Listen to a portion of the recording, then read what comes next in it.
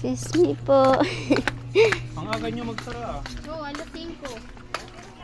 Pauwi na po guys. Ayun yung sa akin na yung sa cook.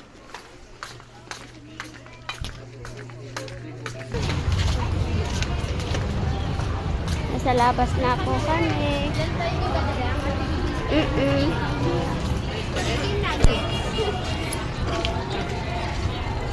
Basta po yung kalsada ngayon. Kasi paulan ang ulan.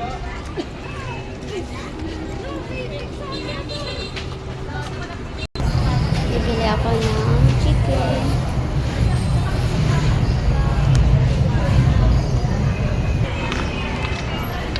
Napakaraming tao sa ilalim ng LRT guys. Ay sorry.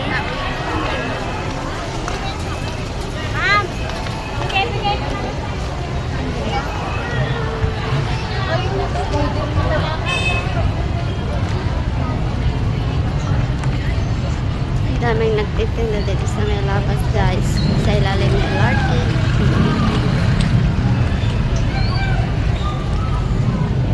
Maraming tao, maraming mandukot. Thank you for watching.